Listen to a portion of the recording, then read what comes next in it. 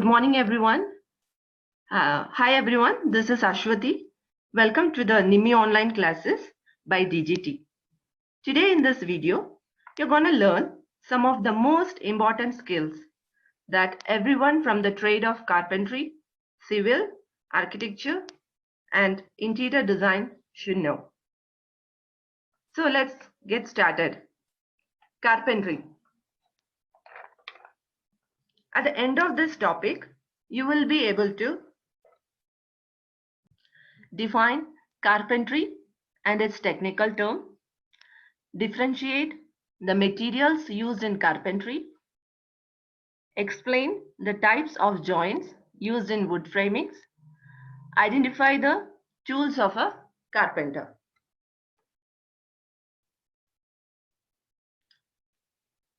So, what is carpentry? Carpentry is a skilled trade in which the primary work performed is the cutting, shaping, and installation of a timber. The primary work is performed as cutting, shaping, and installation of timber in order to construct bridges, concrete formwork, or other such structures, etc. The workman who handle this work called carpenter. So the carpenter work is, what is the work of carpenter?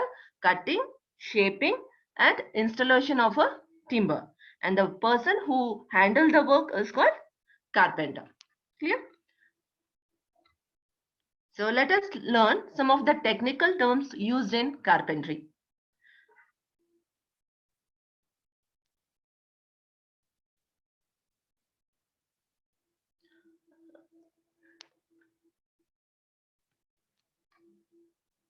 Bevel. Just a minute. It's some. I hope all can see the screen. Yeah. So bevel. Bevel is a sloping edge between two principal faces. As you can see in this image, it's a wood, it's a timber piece, and it is a cut. You can see a cut here. It is the cut, or it is a sloping edge between two principal faces. You can see here is a principal faces, and this is a face. So it is a sloping edge. You can see this edge. So this part is called bevel, or this cut is called bevel. So bevel is a sloping edge between two principal faces. So you can cut this in any angle. It can be 60, it can be 45 or 30 degree, whatever the angle it is. So it's a sloping edge between two principal faces. It's called bevel. And now comes to the chamfering. Chamfering is a cut that is usually made at a 45-degree angle to the adjacent principal faces. So you can see here, it is a cut here. Usually it is done at a 45-degree angle. So this is called chamfering. Why we go for chamfering? You might have seen in a table, dining table, or maybe any of the table you might have seen, there is a chamfering. Why chamfering is required? Because if it is sharp, it will get hurt. So chamfering is done. But bevel is a sloping edge. Chamfering is a cut at an angle of 45 degree. In this image you can see it's a cut between two principal faces, right? It's at an angle of 45 degree. The next one is mitring. Mitring is the process of joining two wooden members at an angle. So it is a process of cutting or joining two wooden member. You can see this is one wooden member, this is another one. So this process is called mitring. And what is that? It is the process of joining two wooden members at an angle.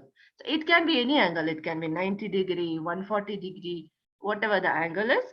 And it is a process of joining two members at an angle.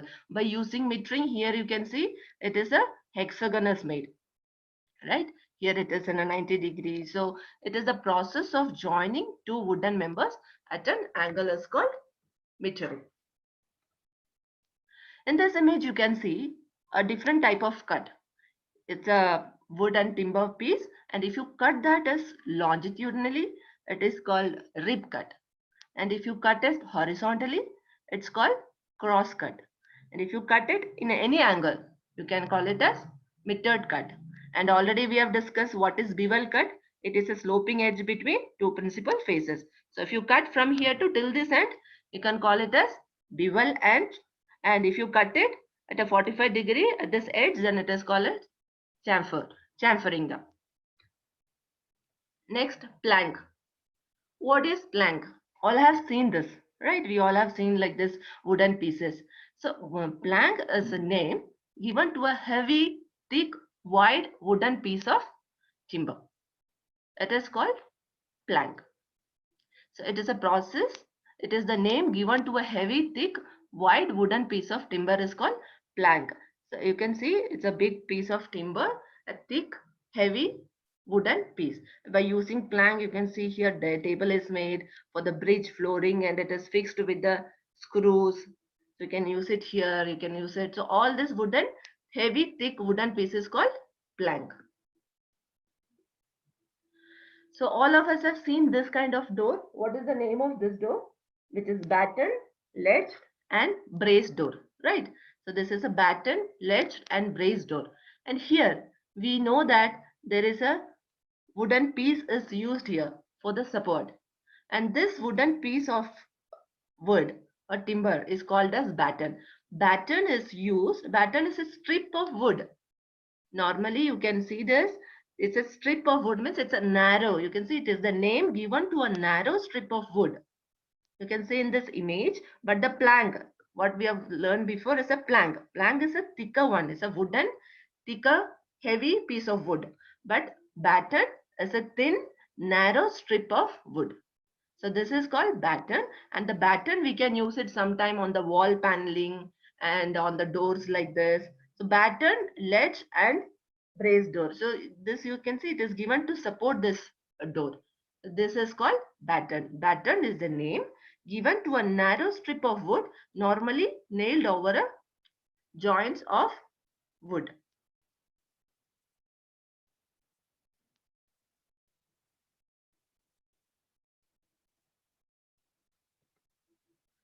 Sawing. It is a process of cutting the wood with saw. In this image, we can see there is a timber and he's cutting the timber with a tool. And this tool is called saw. And it is the process of cutting the wood with the saw is called sawing.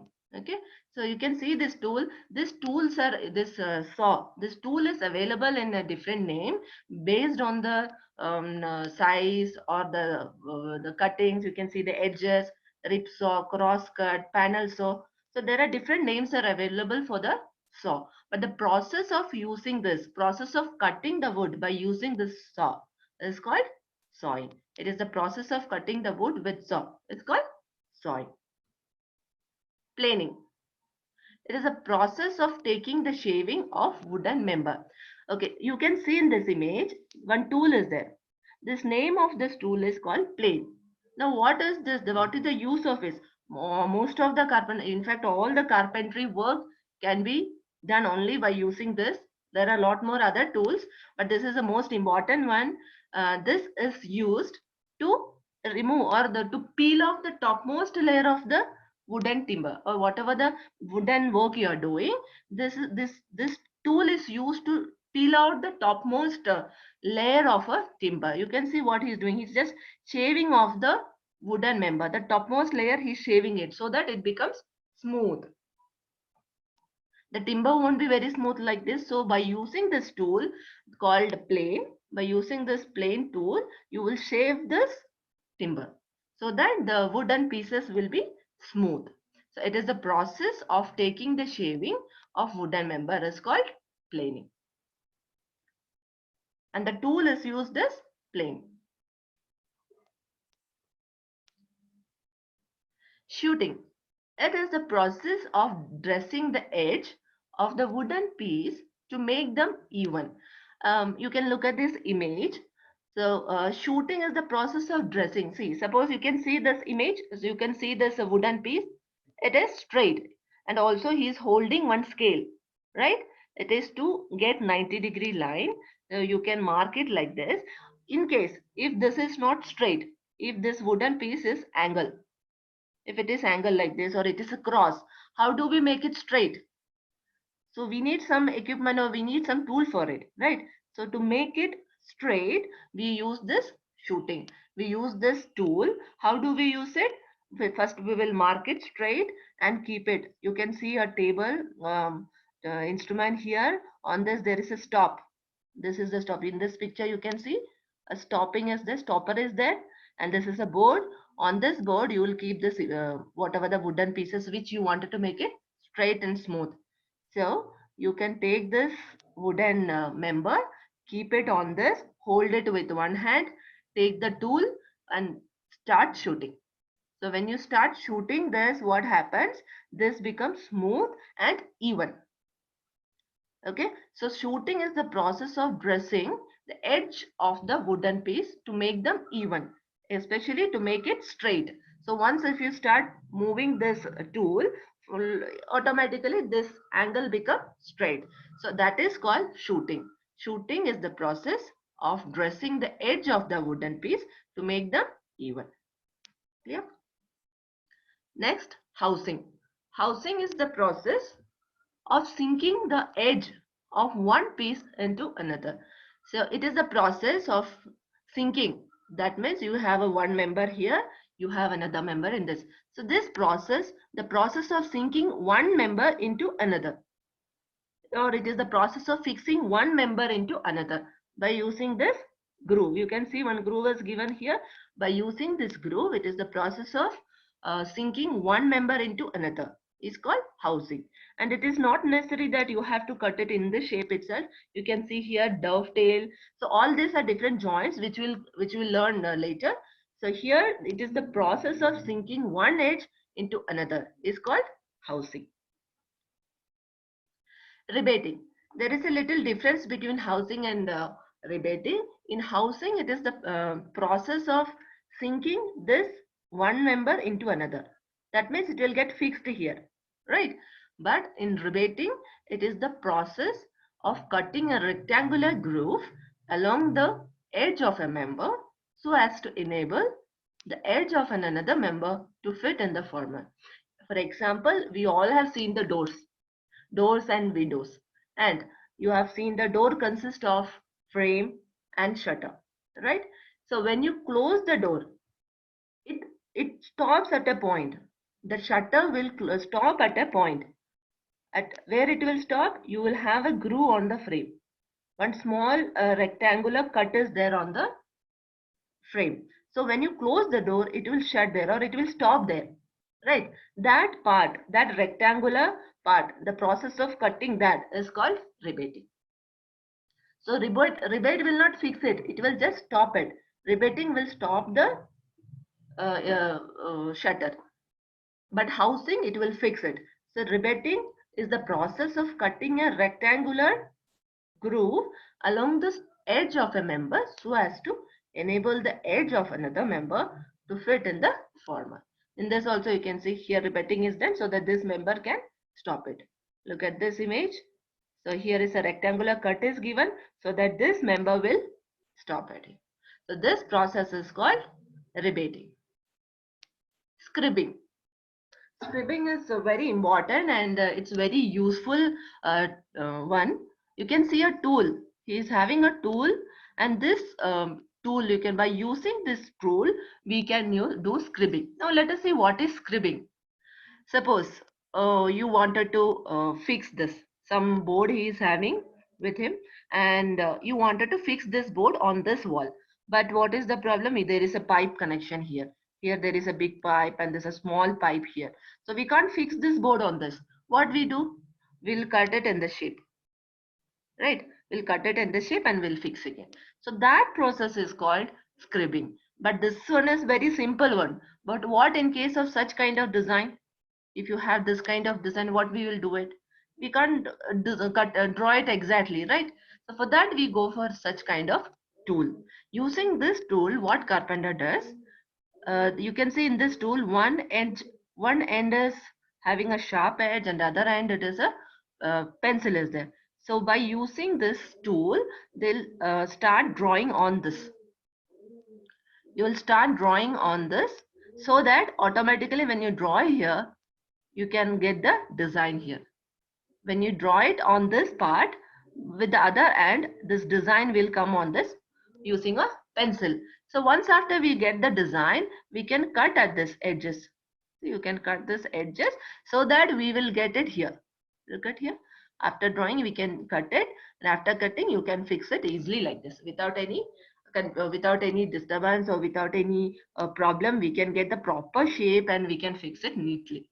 Even in this pic also, you can see they wanted to fix a plank, and in this case there is a beam running here. It is in the shape of curve. So what we do, by scribbing, we'll cut this here. No need of that tool, it's easy to cut, but still we can cut it in the shape and we can insert that easily. So this scribbing is very important. Using this tool you can do the scribbing. It is a process of framing one molding into the face of another at an interior angle. It is called scribbing. Bead or beading. All of us have seen beading in many doors, windows, or some of the shutters. You can see in this shutter there is a beading given here.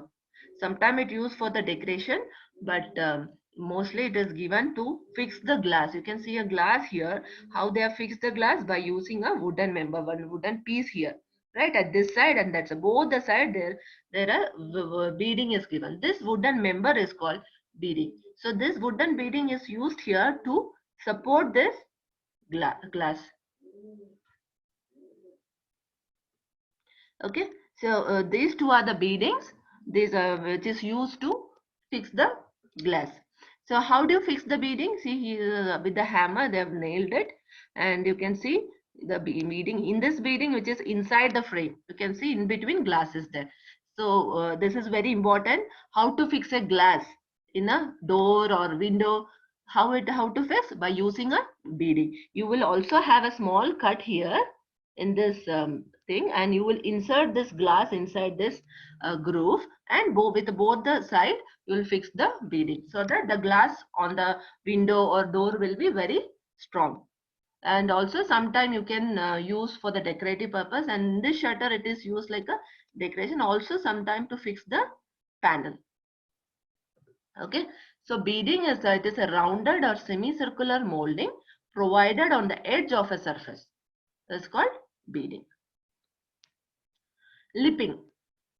Lipping is a very important one, which we can see in all the tables, chairs, stools, everywhere it is given. It is a wooden strip. You can see a small strip is fixed on the, maybe on this you can see this gray color one, this one, this one. What is it? It's a small wooden strip that cover the edge of a built up door so that the joints between the core and veneer are not visible. You can see a board here, right? And in the inside the board, you see, look at it. There are a lot of things are there inside, small dust or whatever the particles are there inside. So what if we sit on this? If this is a stool or it's a chair, what if we sit on it? It is not comfortable and our dress will get stuck to this and again get spoiled, and also it is not looking good, right? And even in this board you can see the plywood, these lines are visible, which is not good. So lipping is a small strip, a wooden strip. What is the use of it? To cover the edge. So such kind of lipping we can fix it on this so that the stool with the furniture also will look beautiful, and also it cover, and it is safety for the furniture also. So lipping is a strip of wood that covers the edge of a built up door so that the joints between the core and the veneers are not visible. How do you fix this lipping? You can fix it with sometime with glue, if not with the nailing. Okay, so with the small nails you can go for you can fix this lipping. So this is called lipping. Veneering. It is the process of covering the exposed surfaces of a wooden member with a thin sheet of costlier type of good looking wood to improve the appearance of the member. Veneering is done just for decorating the woodwork. It does not contribute to the strength of the veneered member. See, first of all, this veneering is a thin layer of wooden member. It's a thin layer. You can see here a thin layer of wooden member. So it is a natural material. It's naturally available material. What it is a thin layer of real wood. Why we use this one? Because veneering is a thin layer. You can use this layer for the decorating the furniture. Suppose you can use the teak wood veneer to put to apply it on any other kind of, maybe inside it may be some other wood, but the outside you are covering with the teak wood veneering, so that the furniture looks like teak wood furniture, and also it give a finish of good teak wood, right? So you can use such kind of veneering, such a thin layer of veneering is a thin layer of wooden member which can be used to decorate the wood, right? But it does not contribute any strength. It won't take any load. It won't take any load at all. It is only used to decorate the furniture. And veneering is a naturally available material. And this all knows nowadays many places this laminating is going on everywhere, in the wardrobes, on the doors, on the furnitures, everywhere laminates are used. Laminates and veneer. What is the difference between laminates and veneer? Veneer is the naturally available. It is natural layer of a timber. But laminate is a artificial. Veneer is the natural and the laminate is the artificial one. So it is we can get the different colors, different textures, different type of wood finishes. Anything is available with the laminates. So this is the artificial one, and veneering is the natural one. Okay, so laminating, you can see it is the process of covering the structural woodwork with decorative laminates. You can see the laminates are used on this, and it is used on the wardrobe. Different kinds of colors are available. So it's an artificial one. It is also used to cover the woodwork. At the same way, it does not take any load. Next, wainscot. We have already discussed about the battens. What is batten? Batten is a narrow strip of wood, right? It is a narrow strip of wood. So such battens, when we are using it for the wall paneling, up to the height of 2 feet, sometimes little more. See on the wall, it is given here. You can see in this image. So for this battens have been used. So if you use this wall paneling on the wall, this is called wainscot. It is the term applied to wooden paneling on the masonry wall for a height of 60 centimeter from the floor level. So this is called wainscot. Okay. So this paneling, you can see, this is called wainscot. Seasoning of timber. This is one of the very important process of timber. So let us see what is seasoning. It is the removal of excess moisture from the timber is called seasoning. So usually when you cut a tree has lot of moisture content. It has lot of moisture content, and if you use the same tree immediately after cutting, and if I have suppose if you say that I have a lot of trees in my house, so let me cut all the trees and start using for the construction of my house. So it is not possible. We can't use like that, because if you cut a tree has lot of moisture content in that. So if you use that timber for construction, what happened, that moisture content will dry off later, then the cracks will start coming. Sometimes that the wood will decay and all the fungus will start coming. So timber, before using for the carpentry, we have to do some process. Okay, so the seasoning is also one of the very important process. Seasoning is nothing but it is the removal of excess moisture from the timber is called seasoning. So it is the process of removing the moisture content from the timber is called seasoning. Why seasoning is necessary? Timber cannot be used for construction or carpentry work immediately after cutting of the tree, as the tree contains lot of sap. Sap nothing but it's a content of moisture. So what happen if there is excess moisture present in the tree? What will happen if excess moisture is present in the timber? Then timber will shrink. It will also have a tendency to decay. So seasoning is a very much important process of a timber. So now let us see what all the materials used in carpentry. And that the main material which we use for the carpentry is timber. And these are the some of the common trees. These are some of the common wood which is used for carpentry in our country.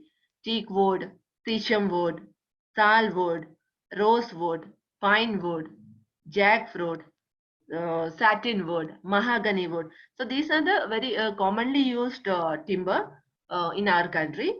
But again, timber is available in a different form. As I told you before, a timber available which is in a living tree. You can see in this image, a tree is not cut. The timber which is available in this, in a living tree, you can call it as standing timber. Right? So this is called standing timber, and the timber which is obtained after falling a tree, after cutting a tree, whatever the timber is available, it is called rough timber. So this is rough timber and this is standing timber, and the most important one is converted timber, and this is the timber which we have to use it for carpentry. Converted timber is the one which we have to use it for carpentry. Why? Converted timber, what is the, it is the done, the process is done, whatever the process is required for timber, it is done, and seasoning is done. After all the process, which is cut, sawn, you know what is sawn, and it is cut into suitable commercial sizes. After cutting it in a commercial sizes, it will be available, and only this converted timber we can use for the carpentry. Not standing timber or not rough timber, only the converted timber which we are supposed to use for the carpentry, because in the converted timber seasoning is done, all the process which is required, it is done. So we have to use only converted timber for the carpentry. Next, engineered wood. So this is also the material which is used for the carpentry. Timber we will be using, and engineered wood. But what is engineered wood? Engineered wood is a man-made wood, or it is also called man-made wood, mass timber, composite wood, or manufactured board, or includes a range of derivative wood products which are manufactured by binding the particles, fibers, or veneers or boards of wood together with adhesive or other method of fixation to form composite panels. So it is also, you can say, it's composite because it's a combination. You can see these are the examples for the engineered wood. It is a man-made wood, particle wood.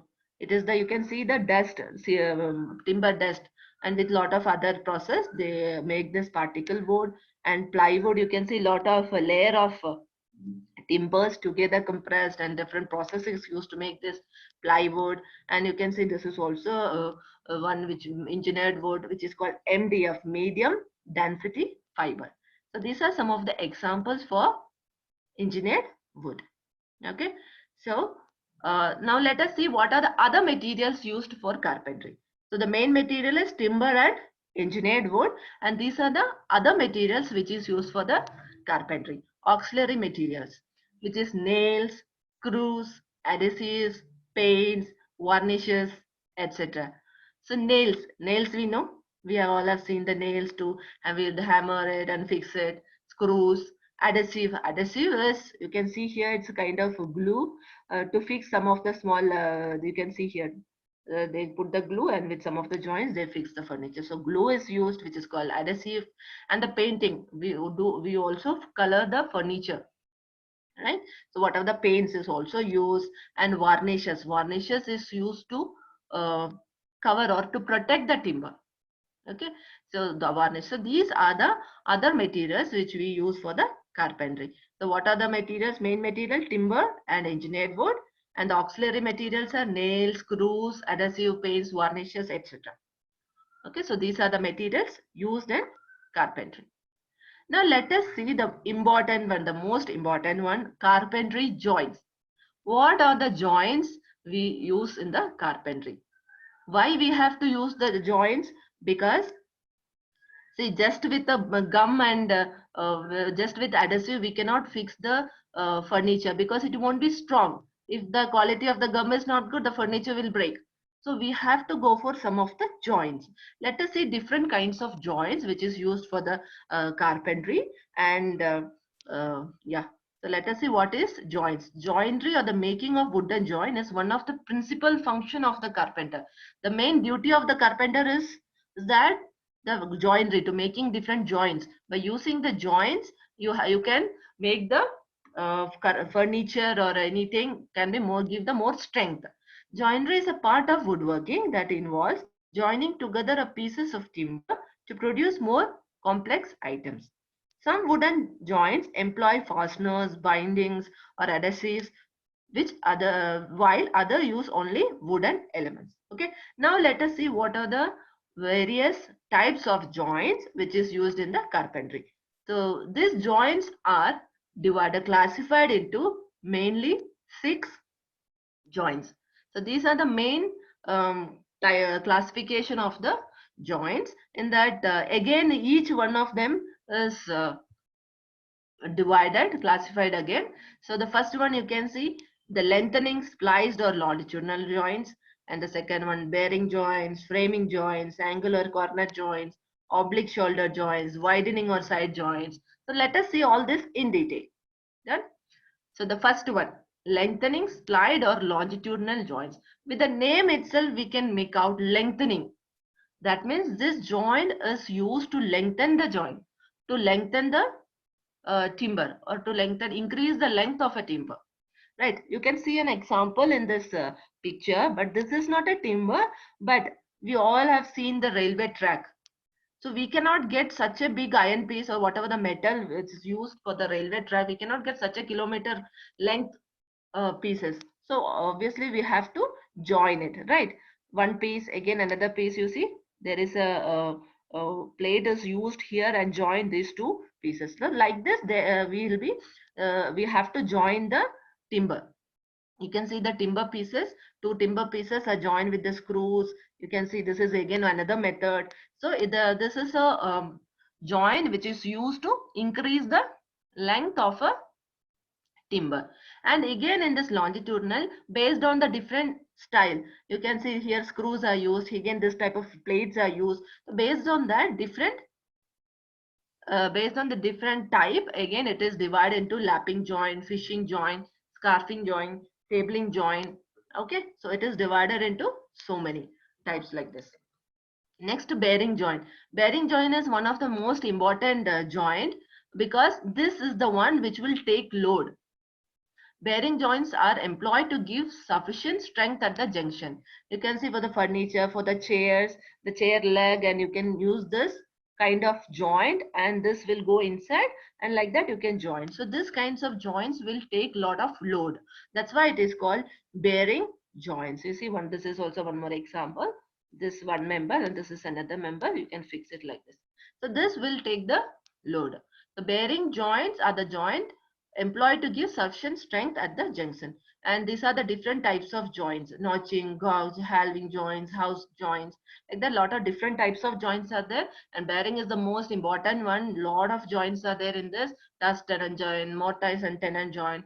So these are the different types of joint. But the main motive or main idea of giving this bearing joint is it will take the load. It will take the strength. So this is called bearing joint. The name itself we can make out bearing means which will take the load, and the lengthening means which we can lengthen the timber. Bearing which will take the load. The next is framing joint.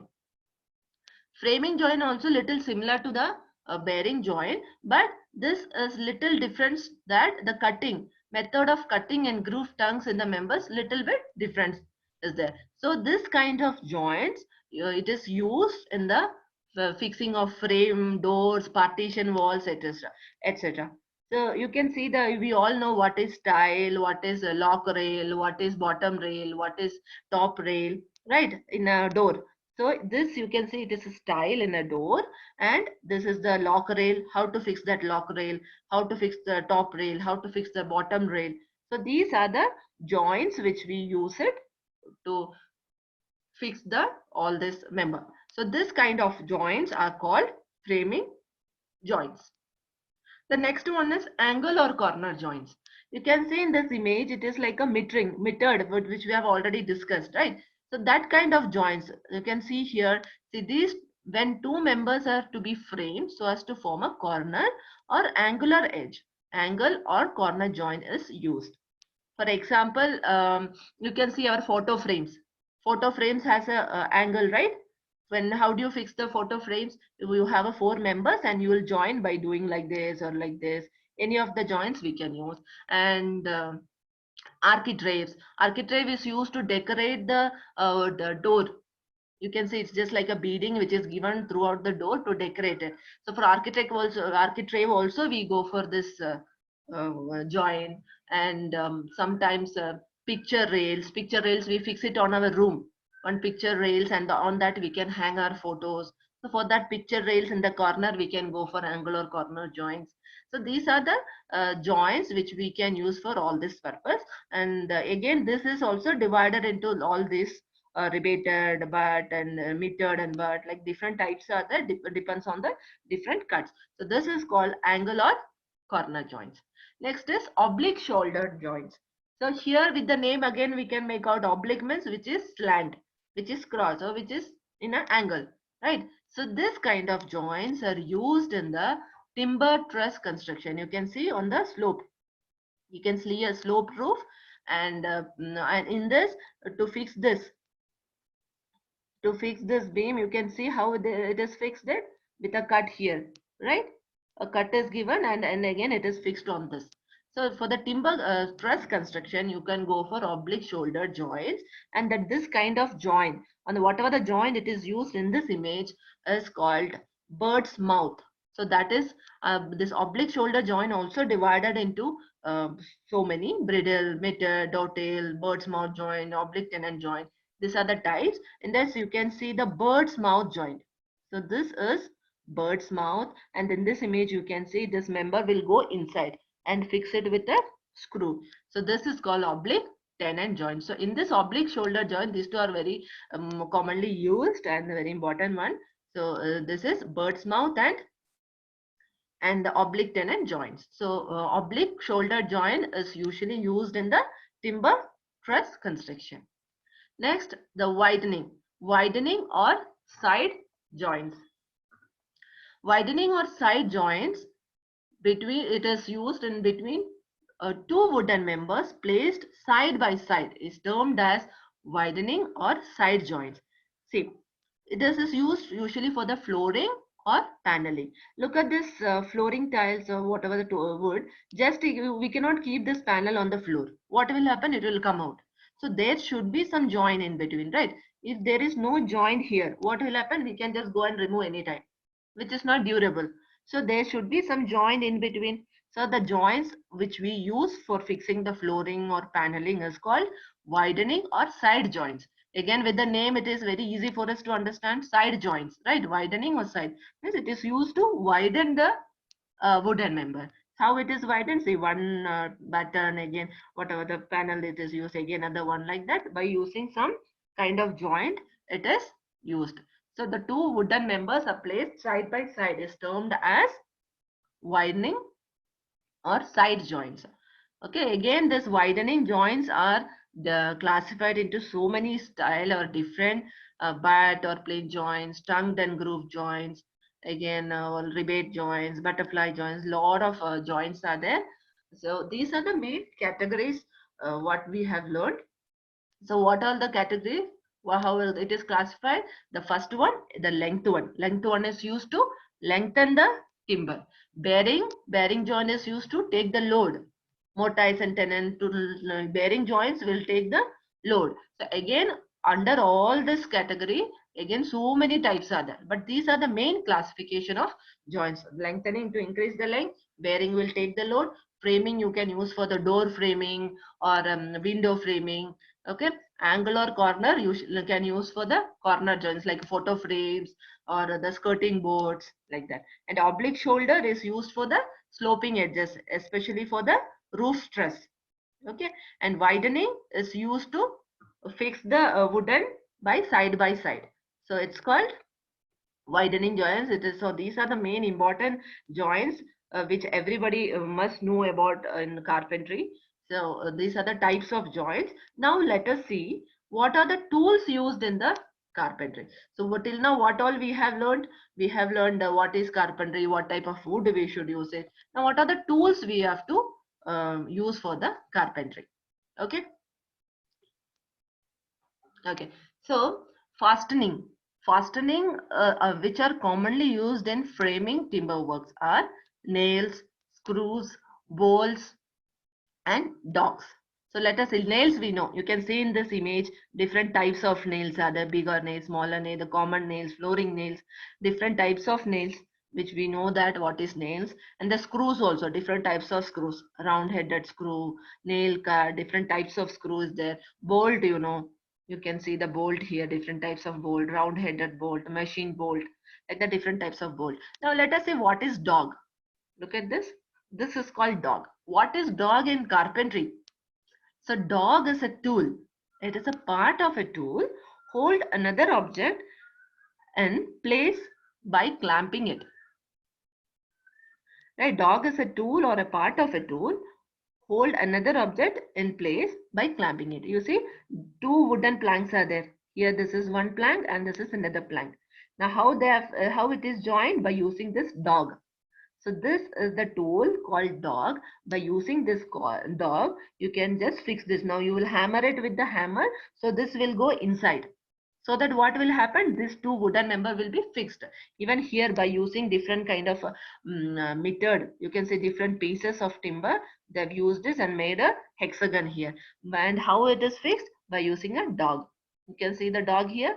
By using this dog, it is joined together. So dog is a tool or a part of a tool, hold another object in a place by clamping it. Okay. So nail, screw, bolts and dog is the commonly used fastenings for the carpentry. Now these are the tools. You can see different types of tools and we have already discussed the saw. Right. You can see the saw here. And this is also saw, back saw, hand saw, rip cut saw. We have already discussed about the saw.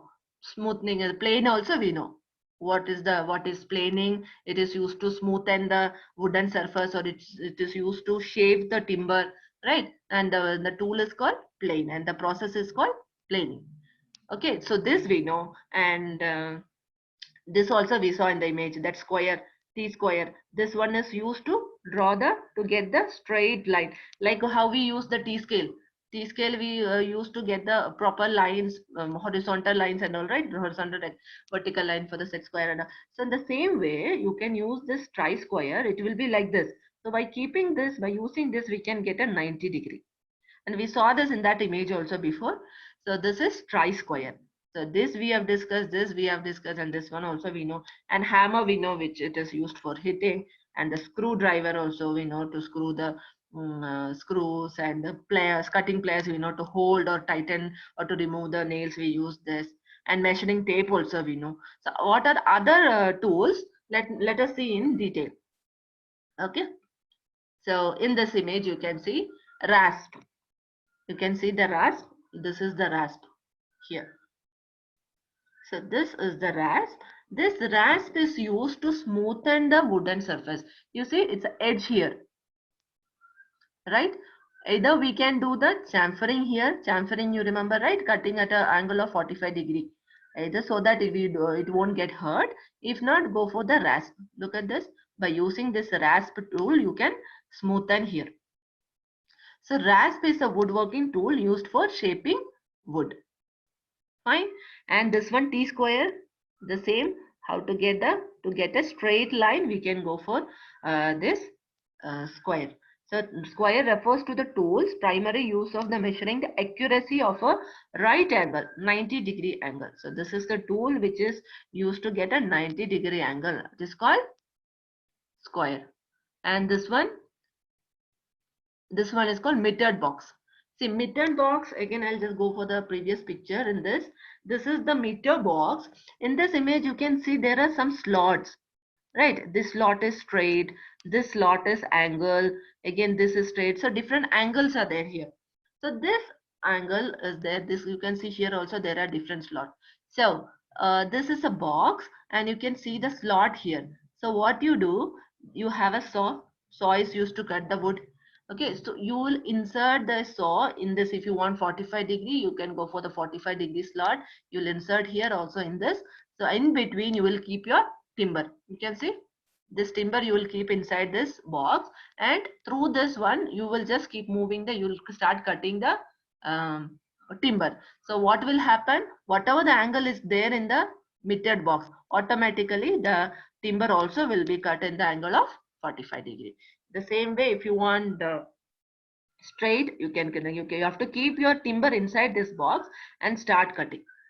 Or if you want to cut an angle or straight, so whatever the angle you want, you can keep your saw inside that angle, and in between this metered box you have to keep your timber and start cutting, so you can get the required angle. So this is called metered box. Slots are cut in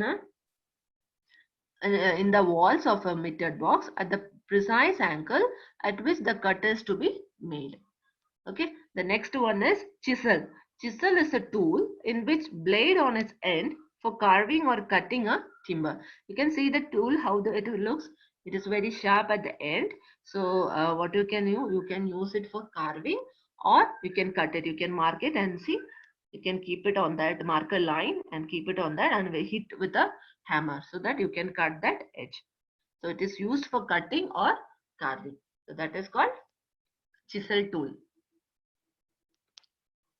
And here you can see the cutting plier.